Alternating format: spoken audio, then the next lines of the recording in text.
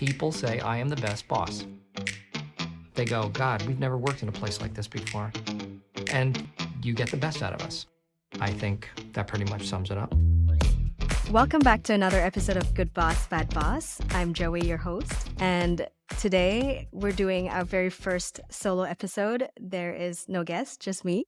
The point of these solo episodes is really for me to talk about all the things I want to talk about. It's really the more selfish episodes because with the guests, it's more about their stories. And this ones are more things that I want to share and want to get off my chest, basically. You've probably heard of the saying, people don't leave bad jobs, they leave bad bosses. So today I want to talk about some of the bosses that I left. The first one is actually really early in my career. I was really young, so I wasn't very picky because I just arrived in this new country and I just wanted a job that I was basically taking any job that would hire me. That was a very small company. It was a very young boss. And I was still young and quite naive. And I actually tried to negotiate my salary by offering to bring my own computer to work and say like, oh, please, can you give me a little bit more? I'm going to help you save money by bringing my own MacBook. It was funny looking back, but at the time I really was very clueless. And I feel that the company that I joined was a very small team. The boss was probably like fresh out of business school. And so there was a lot of micromanaging. There was a lot of everything needs to go through the boss and he needs to validate everything, which in itself is not a deal breaker. Like that was okay. I know that wasn't that big of an issue. But it was really the way that he always tries to get us to feel more appreciative. Like he's always like, look, we're offering you this tiniest perk that was quite basic and like, oh, you should appreciate this. Oh, we're bringing you out to lunch for Christmas. You guys should feel appreciative. And at some point, a few months later, they got me a computer and they're like, now you have a computer. Like you should be grateful. And so I was like, okay, well, that was all fine. And well, it was just like a little bit annoying. But then one day we were having a review and he basically said to me that, again, that I should be more appreciative. But this time he specifically said, you should feel really lucky that we hired you because there are a lot of people like you in the 13th. And the 13th is like Chinatown in Paris. I was shocked. Like I was speechless. I don't even remember what I responded. And then quickly after that, I quit the company. I was like, if there were a lot of people like me, go hire them, knock yourself out. It was just demeaning and basically racist. So that to me was like really bad boss experience number one, probably like horrible boss experience number one. And then I had another boss, which was quite a bit older, more mature. The company was bigger as well, like more established. And I was excited to work there because it felt kind of more grown up. And on my first week, my boss invited me out to dinner. It was like a welcome dinner thing. So I was like, oh, cool. It's friendly. Like it's normal. But then during the dinner, he basically told me that he has an open relationship with his girlfriend. At that time, I was like, okay, interesting. Not sure why you're telling me that. And again, I'm in a new culture. It's France. Maybe, it's normal for French people to share this kind of things with their reports. And then I went home, I told some friends and they were all shocked. And again, I was pretty young at that time.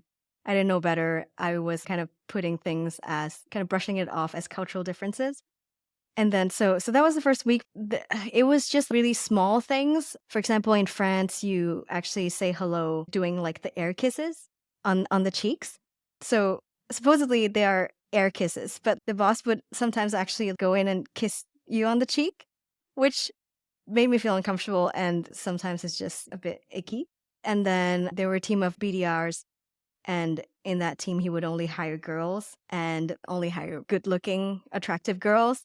That was way before Me Too, by the way. So, and sometimes in those outreach messages, emails, he would suggest things like, oh, do you want to chat about this between 5 to 7 p.m.? So after work, happy hour, like a bit too happy hour time. It was a lot of like suggestive things like that. So I stayed for a bit. I learned a lot at that job, honestly, but eventually left the company. And I think this was like a situation where it was red flags, but I ignored and brushed it off and nothing really happened, but it was not appropriate and not professional looking back. But I think at the time I didn't know how to react. Like I was more questioning myself than like immediately thinking, oh, this is bad and I need to leave. Since I was young and early in my career, I was like, is this normal? I don't even know what is normal because it was just my early experiences.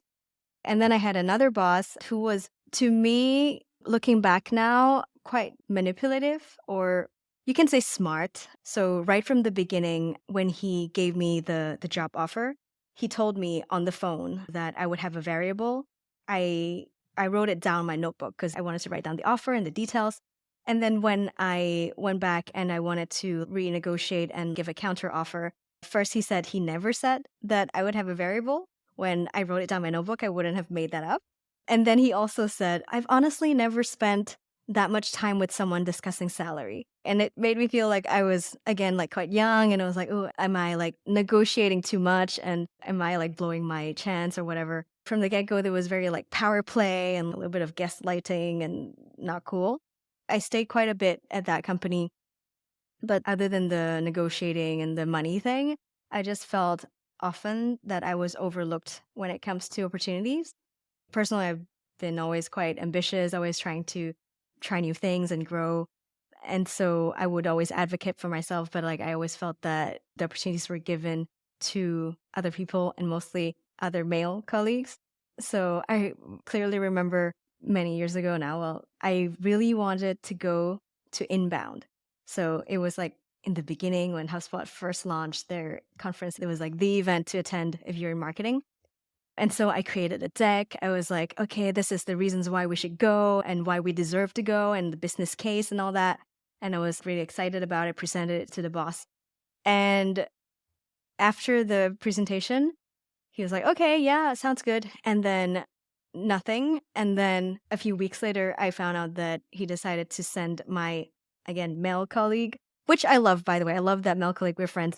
Nothing against him. But my boss just decided to send the male colleague to the conference. And he didn't say anything to me. He didn't say, oh, we're sending him. Like, I know you want to go, but we can't because not even that. You know, if there are reasons and we can talk about it, it makes me just feel slightly more seen or acknowledged. I just didn't feel great. Honestly, I tried to have a closer relationships with him, like try to small talk and like joke or stuff, but it was really tough. We have nothing in common. I just felt a little bit like out of place. And I don't know, maybe half of it is also my own self-consciousness too. So it's interesting in the sense that I felt he wasn't a great boss to me, but maybe my colleagues felt he was a great boss. So it's very subjective, obviously, and for these situations. There was another boss that was really similar. First, like I found that I was paid so much less than my male counterpart that I work with every day. And, you know, I would suggest something and he would hear the idea only when it came from my male colleague, who is a white male, no surprise.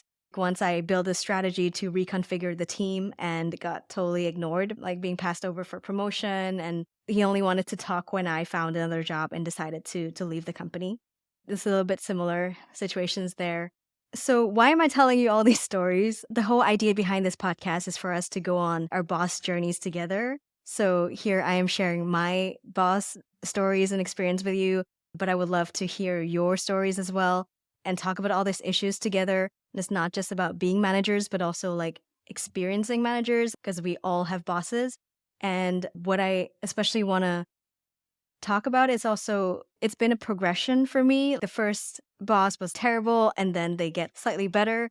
And to me, it's almost exactly like dating. Bad bosses are like bad relationships. You know, it takes a while for you to realize that you're in a bad one. And then you want to ignore the red flags because you're like, oh, you know, it was hard for me to find this job and I want to stay and I want security and I want stability and I need the paycheck or I can't find a better job.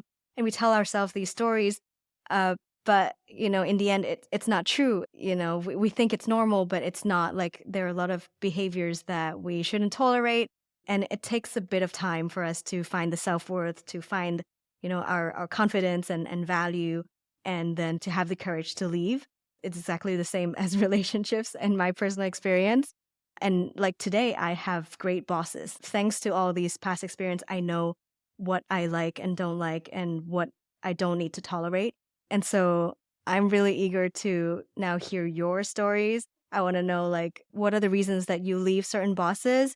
What are your stories like? And also, perhaps you're stuck with the bad boss and you don't know how to get out, let me know. I would love to start this conversation together.